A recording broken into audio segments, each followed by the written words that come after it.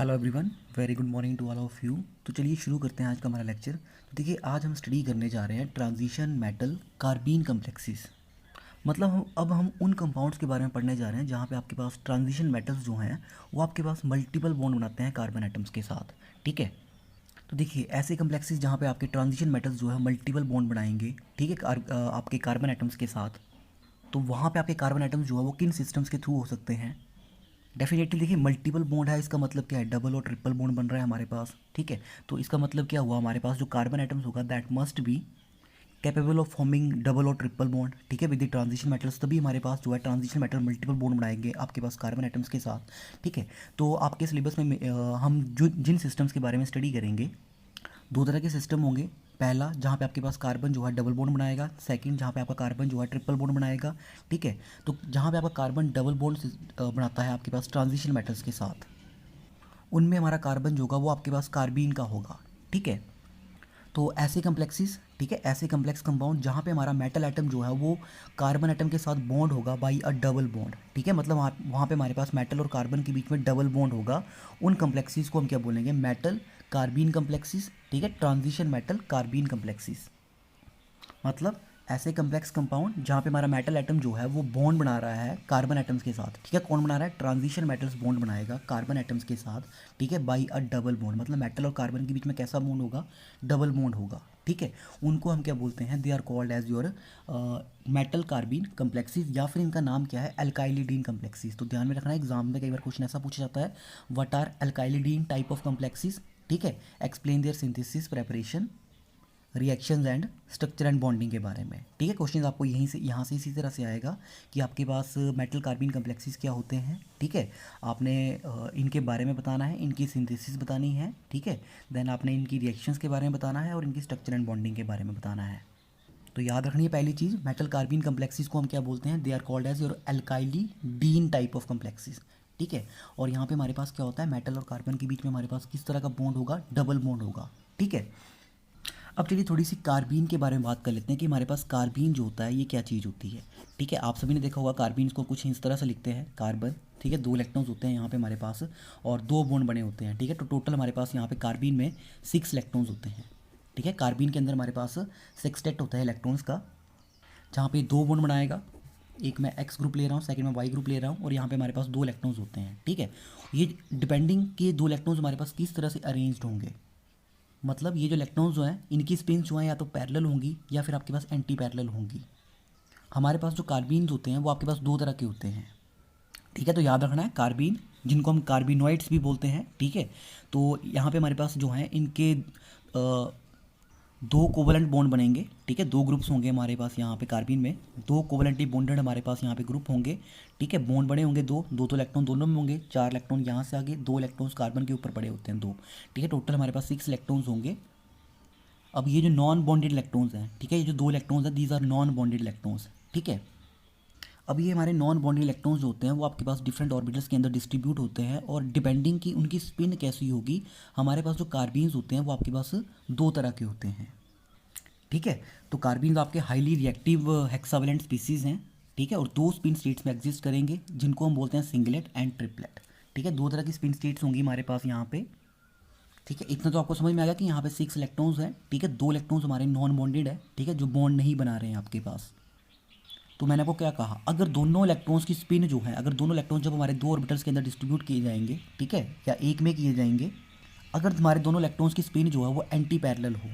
ठीक है, अगर उनकी स्पिन कैसी हो? अगर उन दोनों की स्पिन एंटी पैरेलल हो, मतलब इस तरह से, दे आर एंटी पैरेलल। ठीक है, तब एंटी पैरेलल कब हो सकते हैं? जब एक ही ऑर्बिटल के अंदर डिस्ट्रीब्यूट किए जाएंगे, लाइक दिस। ठीक है, कार्बन एटम। ठीक है, दो बॉन्ड बन रहे हैं हमारे पास covalently bonded X and Y. ठीक है, और यहाँ पे हमारे पास दो ऑर्बिटल्स हैं। ठीक है, ये वाला आपका वैकेंट है, वन इज़ वैकेंट, और जो दो इलेक्ट्रॉन्स हैं हमारे पास अब वो एक ही ऑर्बिटल के अंदर हैं and they are anti parallel. That means हमारे पास कोई भी अनपेड इलेक्ट्रॉन नहीं होगा। ठीक है, we have no unpaired electron. ठीक है, दोनों एंटी पैरेलल हैं। ठीक है, कोई अनपेड इलेक्ट्रॉन नहीं है, मतलब हमारे नॉन बॉन्डिंग इलेक्ट्रॉन्स जो है they will have anti parallel spins. ठीक है। लोन पेयर हुआ, ठीक है, हमारे पास लोन पेयर हुआ और वो किस ऑर्बिटल्स में होगा, ठीक है, 1 2 3, ठीक है, दिस इज 3, तो हमारा स्टिक नंबर 3 आ रहा है यहाँ पे। sp2 हाइब्रिड ऑर्बिटल्स होगा हमारे पास, जहाँ पे आपके पास ये हमारा लोन पेयर ऑफ इलेक्ट्रॉन्स होगा, ठीक है, this is field sp2 hybrid orbital which contains the lone pair of electrons. तो अगर लोन पेयर ऑफ इलेक्ट्रॉन्स होगा, ठीक है, तो अगर मैं इसकी resultant spin angular momentum quantum number निकालूँ, ठीक है, तो this will be equal to, एक स्पिन अप है एक स्पिन डाउन है, वन विल बी +1/2, दूसरा विल बी -1/2, तो हमारी स्पिन कितनी आ जाएगी, net spin, this will B 0, ठीक है। और मैं अगर स्पिन मल्टीप्लिसिटी कैलकुलेट करूँ, दिस विल बी 2s + 1, ठीक है। तो s मेरे पास 0 है, 2 × 0 + 1 = 1, that is why it is singlet, ठीक है। तो पहली जो कार्बीन की फॉर्म होगी that is called as your singlet carbene, ठीक है। तो सिंगलेट कार्बीन सेकंड जो हमारी फॉर्म होती है that is called as your triplet carbene.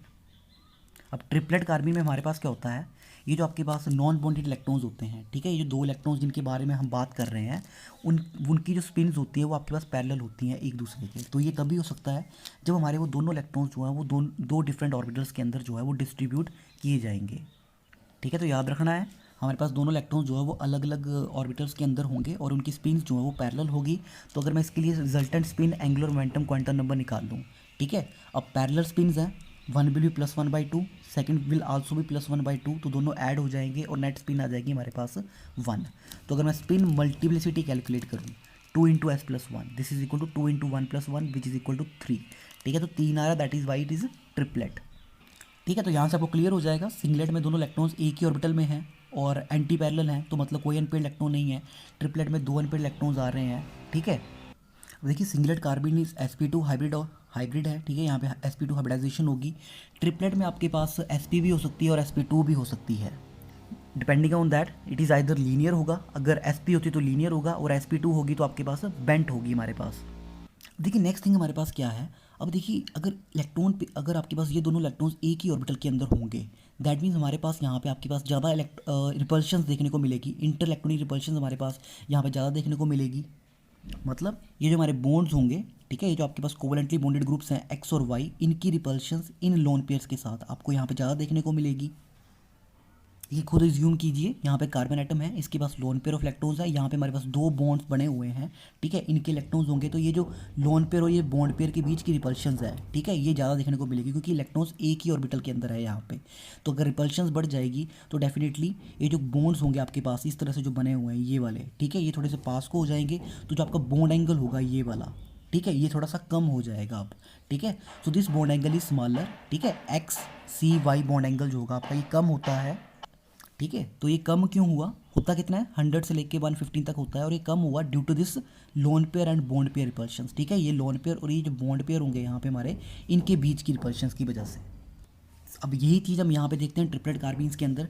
Triplet carbene में देखिए आपके पास क्या हो रहा है, इलेक्ट्रॉन्स जो है हमारे पास डिफरेंट डिफरेंट ऑर्बिटल्स के अंदर होंगे, तो डेफिनेटली अब इनकी जो रिपल्शंस होंगी इन बॉन्ड पेयर्स के साथ में अब वो कम देखने को मिलेगी, ठीक है, क्योंकि यहाँ पे तो दो इलेक्ट्रॉन्स हैं, तो इसलिए lone pair is repelling more to this bond pair. यहाँ पे तो आपके पास सिंगल सिंगल इलेक्ट्रॉन्स हैं, तो इतना ज़्यादा रिपेल तो नहीं कर पाएंगे आपके पास बॉन्ड पेयर्स को, तो इसकी वजह से ये जो एंगल है एक्स, ठीक है, ये जो आपके पास कोवेलेंटली बॉन्डेड एटम्स होंगे इनका जो एंगल होगा कार्बन के साथ ये ज़्यादा होगा, ठीक है, दिस इज़ लार्जर, और ये कितना होता है, दिस इज़ 130 to 150। आप देख सकते हैं कितनी वेरिएशंस है बॉन्ड एंगल के बीच में, ठीक है। तो याद रखना है ट्रिपलेट कार्बीन में हमारे पास ये जो बॉन्ड एंगल है, ठीक है, जो आपके पास कोवेलेंटली बॉन्डेड एटम्स होंगे उनके बीच में ज़्यादा होगा due to the lesser repulsions, ठीक है, लेकिन यहाँ पे सिंगलेट में कम हो जाता है due to the lone pair and bond pair repulsions which is much larger, ठीक है। ये तो इजी सी बात है कि एक सिंगल इलेक्ट्रॉन आपके पास ज़्यादा रिपल्शन तो नहीं दे सकता ना, दो इलेक्ट्रॉन्स होंगे तो ज़्यादा रिपल करेंगे, एक सिंगल इलेक्ट्रॉन से इतनी ज़्यादा रिपल्शन नहीं दे सकता, तो ये वीक रिपल्शन ही देगा आपके पास। अब देखिए याद रखना नेक्स्ट थिंग हमारे पास क्या है, ट्रिपलेट कार्बीन जो होती है आपके पास वो ज़्यादा स्टेबल होती है सिंगलेट कार्बीन के कंपैरिजन में, ठीक है। Triplet carbene is more stable compare to the singlet carbene, और ये कितनी ज़्यादा स्टेबल होती है, by an amount of 42 kilojoules per mole. तो इसका मतलब क्या हुआ, जो आपकी सिंगलेट कार्बीन होगी दिस इज़ मोर रिएक्टिव, ठीक है। स्टेबल कौन सी है, ट्रिपलेट स्टेबल है, लेकिन रिएक्टिव कौन सी ज़्यादा हुई, रिएक्टिव अब आपके पास सिंगलेट ज़्यादा रिएक्टिव होगी। अब ऐसा क्यों हुआ कि ट्रिपलेट कार्बीन जो आपकी ज़्यादा स्टेबल है सिंगलेट ज़्यादा स्टेबल क्यों नहीं हुई है, ठीक है। तो ईजी सी बात है, ट्रिपलेट देखिए सिंगलेट में लाने के लिए आपके पास आपको क्या करना पड़ेगा, दो इलेक्ट्रॉन्स को आपको पेयर करना पड़ेगा, ठीक है। जब आप दो इलेक्ट्रॉन्स को पेयर करोगे तो डेफिनेटली आपको कुछ एनर्जी देनी पड़ेगी, ठीक है। एक सिंगल ऑर्बिटल में जब आप दो इलेक्ट्रॉन्स को पेयर करोगे तो एनर्जी लगेगी, ठीक है, जिसको हम पेयरिंग एनर्जी बोलते हैं। तो जब इलेक्ट्रॉन्स पेयर हो जाएंगे डेफिनेटली हमारे पास एनर्जी बढ़ जाएगी और इससे हमारे पास जो सिस्टम है आपके पास थोड़ा अनस्टेबल हो जाएगा। तो जो हमारी स्टेबिलिटी है सिंगलेट कार्बीन की वो आपके पास ऑटोमेटिकली कम हो जाएगी। ठीक है। अब देखिए नेक्स्ट थिंग हमारे पास ये है कि जब भी आपके पास कार्बीन्स जो हैं जब वो कम्प्लेक्स बनाएंगे ट्रांजिशन मेटल्स के साथ, ठीक है, तो दो तरह के कम्प्लेक्सेस बन के आते हैं। ठीक है, वन जिनको हम बोलते हैं हेट्रोन्यूक्लियर कार्बीन कम्प्लेक्सेस, ठीक है, या फिर इनको हम बोलते हैं फिशर टाइप कार्बीन कम्प्लेक्सेस। ठीक है। सेकंड होते हैं हमारे पास होमोन्यूक्लियर कार्बीन कम्प्लेक्सेस या फिर इनको हम बोलते हैं Schrock type of carbene complexes. ठीक है। No these two complexes are very very important. ठीक है, कई बार आपसे एग्जाम्स में इनके ऊपर डिफरेंस भी पूछा जा सकता है और ये आपके competitive exams point of view से बहुत ज़्यादा इंपॉर्टेंट होते हैं, स्पेशली योर नेट। ठीक है, नेट गेट एग्ज़ाम्स, वहाँ के लिए आपके पास ये बहुत इंपॉर्टेंट टॉपिक है। कई बार यहाँ से 4 मार्कर क्वेश्चन जो है वो पूछे गए हैं एग्जाम्स के अंदर। तो this is very important, Fischer type carbene complexes and homonuclear carbene complexes या फिर जिनको हम Schrock type of carbene complexes बोलते हैं। ठीक है, रिसर्च पॉइंट ऑफ व्यू से भी बहुत इंपॉर्टेंट है क्योंकि ऑर्गेनोमेटालिक केमिस्ट्री ब्रांच है ये एंड ट्रेमेंडस रिसर्च है इसके ऊपर। ठीक है, तो इनके बारे में हम नेक्स्ट लेक्चर के अंदर पढ़ेंगे। फिलहाल के लिए आज इस लेक्चर के अंदर मैंने आपको सिर्फ कार्बीन्स के बारे में बताना था और हमारे इनके जो कम्प्लेक्सेस बनते हैं वो किस तरह से बनते हैं। ठीक है, अब नेक्स्ट लेक्चर के अंदर हम बात करेंगे कि हमारे पास फिशर कार्बीन्स क्या होते हैं, श्रॉक कार्बीन्स क्या होते हैं। ठीक है, so thank you very much.